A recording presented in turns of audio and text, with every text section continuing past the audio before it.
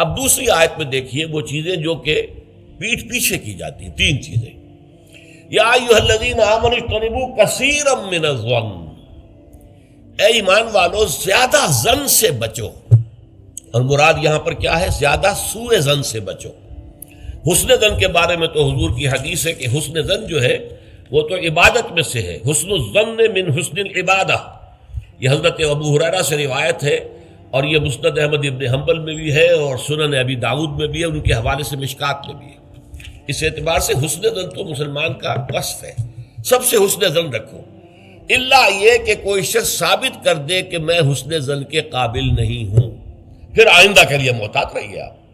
لیکن کسی سے کوئی معاملہ شروع ہی سے بدظنی پر نہ کیجیے، سوء ظن پر نہ کیجیے. مجھ سے کہا تھا ایک صاحب نے جو یہاں اس وقت یہاں کا جو کونسلیٹ ہے، امریکن کونسلیٹ، اس میں پولیٹیکل سیکریٹری تھے، وہ میرے پاس آئے تھے خلافت کے بارے میں معلوم کرنے کے لیے کہ یہ خلافت کا آپ نام لے رہے ہیں، اس سے مراد کیا ہے. تو وہیں پھر گفتگو ہوئی کہ کانسٹیٹیوشنز کے اندر جو میکینزم رکھے جاتے ہیں، چیکس اینڈ بیلنسز، اس نے کہا ہم تو یہ سمجھتے ہیں، ہم نے اپنا دستور اس بنیاد پر بنایا ہے کہ ہر شخص چور ہے، ہر شخص بے ایمان ہے، اور ہمیں اس کا سد باب کرنا ہے. بڑے سے بڑا آدمی ہو، بڑا نیک ہو، ایماندار ہو، اس کے بے ایمان ہونے میں دیر نہیں لگتی. لہذا ہم نے تو اپنا دستور بنایا ہے کہ ہر جگہ پر چیکس ہوں، بیلنسز ہوں، اور کہیں بھی اختیار جو ہے اتنا نہ ہو جائے کہ کوئی شخص اگر بگڑ جائے تو اس کے ہاتھوں جو ہے وہ قوم کی اور ملک کی اور پوری ریاست کی مٹی پلید ہو جائے.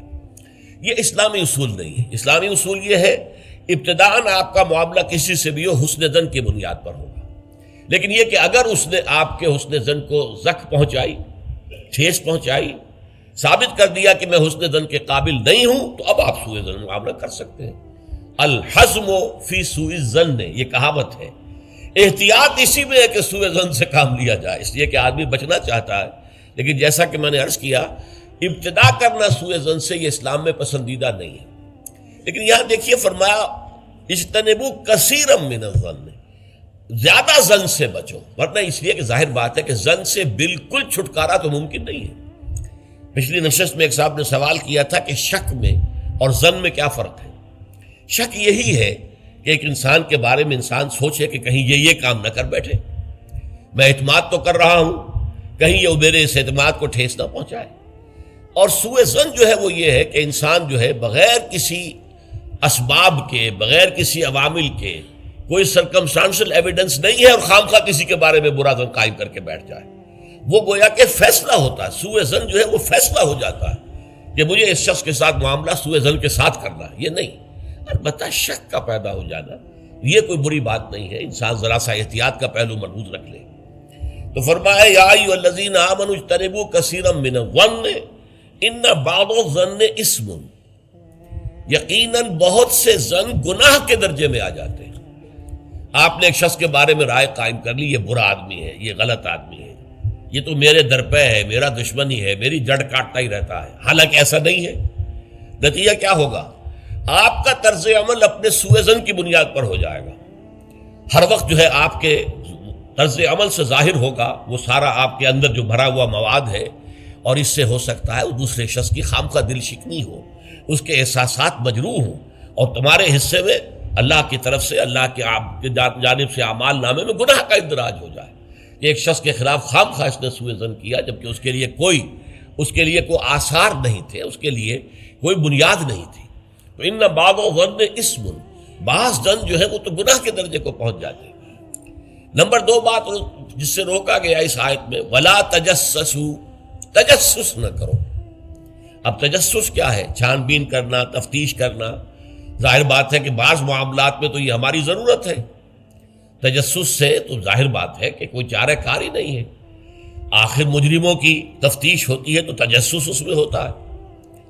ایک دوسرے کے ملک کی جاسوسی ہوتی ہے، وہ بھی در حقیقت اپنی حفاظت کے لیے ہوتی ہے کہ وہاں کیا کچھ تیاریاں ہو رہی ہیں تاکہ ہم کو بندوبست کر سکیں اس کے توڑ کا.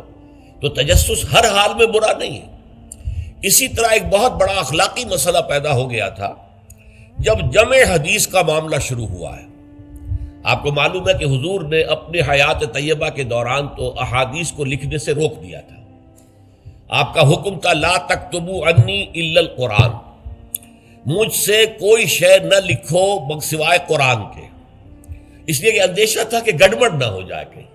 جیسے کہ آپ کو معلوم ہے کہ انجیل میں حضرت مسیح کا کلام، حضرت مسیح کی سیرت اور انجیل جو حضرت مسیح پر نازل، سب گڑبڑ ہے آپس میں. یہ بتانا مشکل ہے کہ کون سی اس میں وحی ہے، کون سا حضرت مسیح کا اپنا ذاتی کلام ہے، اور کون سی در حقیقت جو ہے اللہ تعالیٰ کی طرف سے وحی آئی ہے، اور کون سے صرف واقعات ہیں حضرت مسیح کی سیرت کے. مشکل ہے. یہی کام ہو سکتا تھا اگر ان چیزوں کو گڑبڑ کر دیا جاتا. اللہ کے فضل و کرم سے اسلام میں کیا ہوا ہے؟ قرآن علیحدہ معین، بالکل معین، پھر احادیث حضور کے اقوال و افعال کو جمع کر دیا، وہ علیحدہ معین، پھر فقہ مرتب ہوئی اور اس کو بھی ترتیب دے دی گئی، سیرت علیحدہ مرتب ہوئی. سیرت میں عام طور پر ان احادیث کو بھی قبول کر لیا گیا، روایات کو، جو زیادہ مضبوط نہیں ہے، زیادہ مستند نہیں ہے. حدیث کی کتابوں میں ان روایات کو قبول نہیں کیا گیا، کیونکہ حدیث سے احکام نکلنے ہیں، شریعت کا منبع بنے گی حدیث، لہذا یہاں جو ہے بڑی چھان بین کی ضرورت تھی.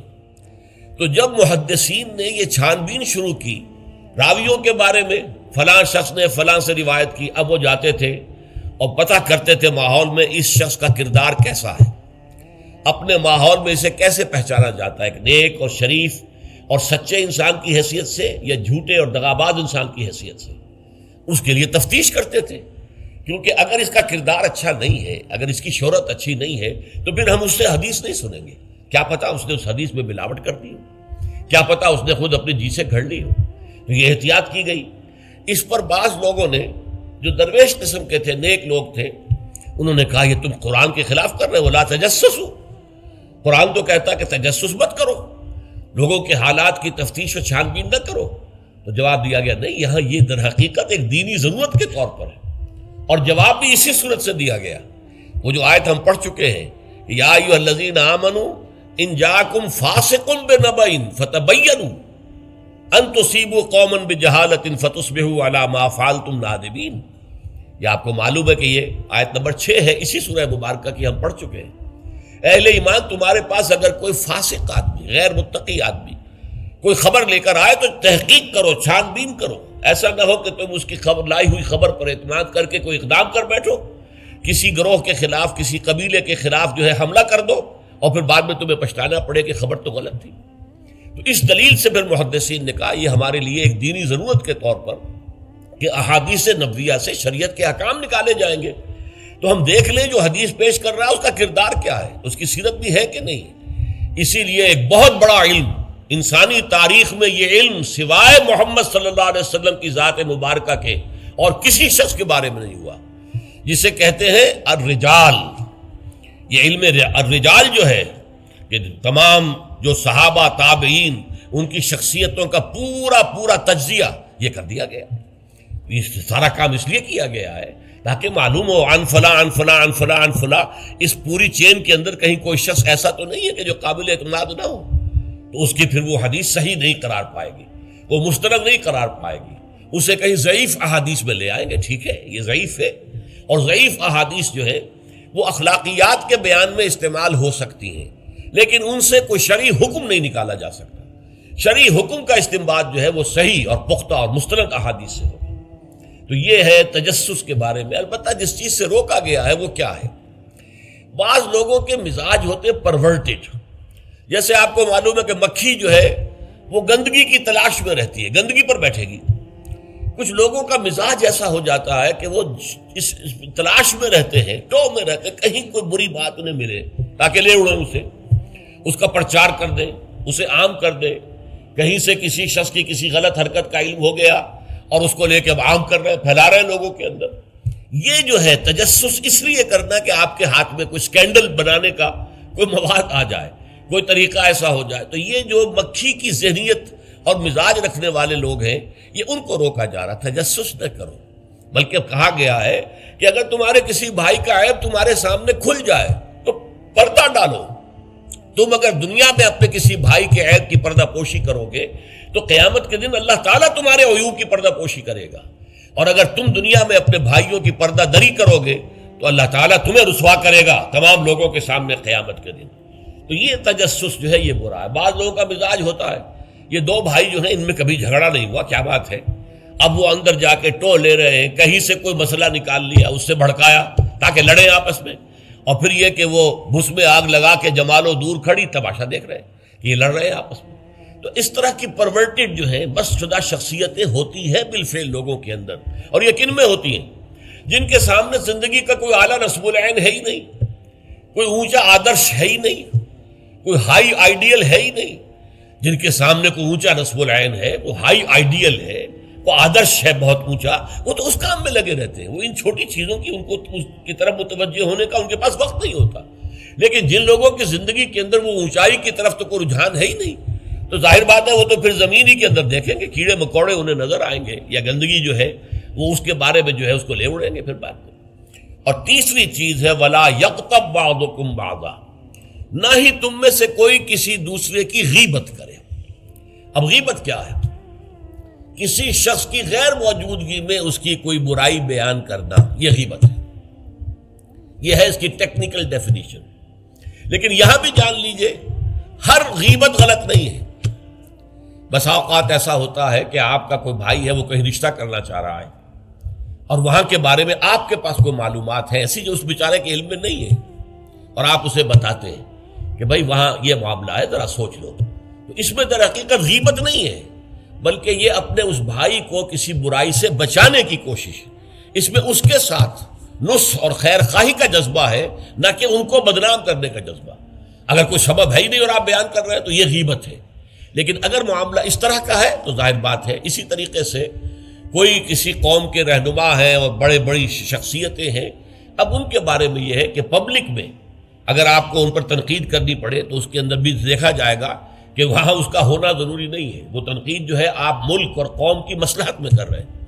تو گویا کہ اس طریقے سے غیبت کی ہر شکل جو ہے وہ حرام نہیں ہے۔ البتہ ایک خیال لوگوں کو بڑا غلط ہے، وہ میں ایک حدیث کے حوالے سے اس کا اطالہ کر دینا چاہتا ہوں۔ یہ حضور سے سوال کیا گیا کہ پوچھا گیا کہ غیبت کیا ہے۔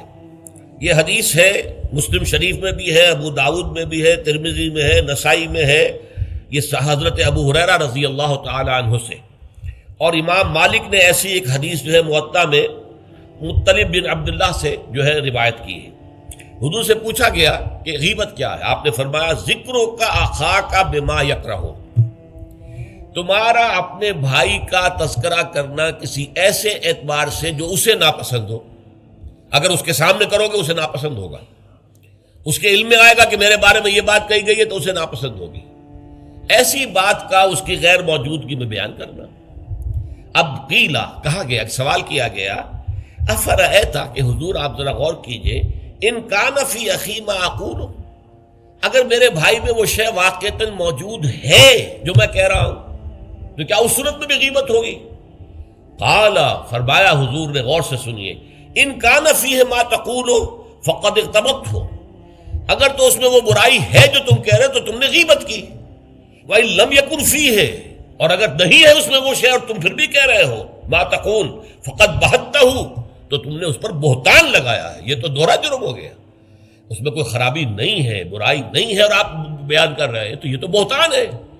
البتہ کسی میں کوئی برائی ہے، خرابی ہے، نقص ہے، تو یہ در حقیقت جو ہے آپ کا اس کی غیر موجودگی میں بیان کرنا یہ غیبت ہے۔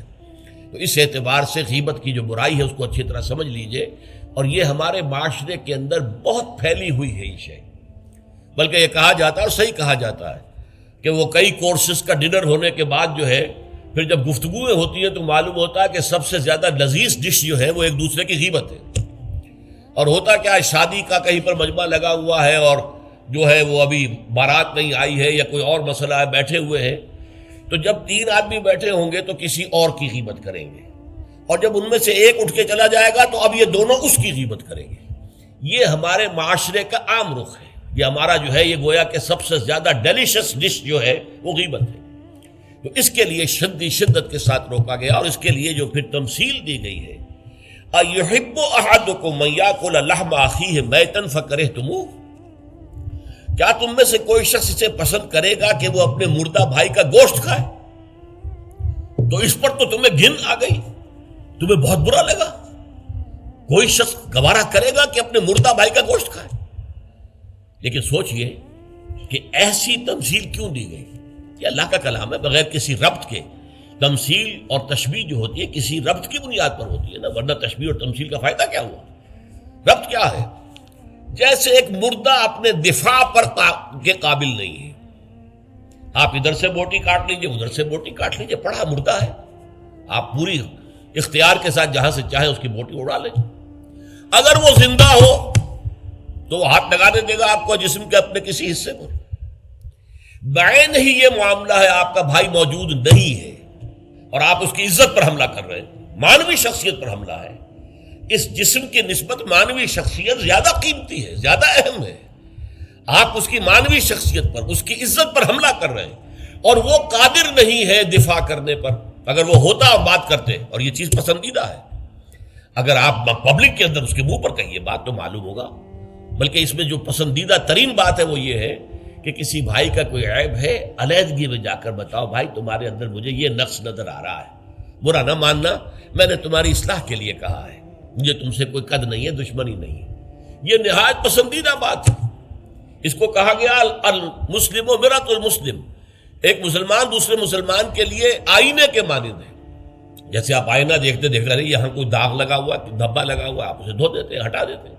اسی طریقے سے ایک مسلمان کو اپنے مسلمان بھائی کے لیے آئینے کے مانند ہونا چاہیے کہ وہ اسے اس کی خرابیوں پر، اس کی برائیوں پر مطلع کر دے، لیکن یہ اطلاع جو ہے یہ ہوگی خلوص کی بنیاد پر، خیر خواہی کی بنیاد پر، اسے ذلیل کرنے کے لیے نہیں، اسے بدنام کرنے کے لیے نہیں، بلکہ یہ کہ اس کے سامنے علیحدگی میں، تنہائی میں بات کی جا رہی ہے۔ البتہ اس کی غیر موجودگی میں بات کی جائے وہ غیبت ہے، اور وہ بالکل صحیح تمثیل ہے جو قرآن نے استعمال کی ہے، صحیح ترین تمثیل ہے۔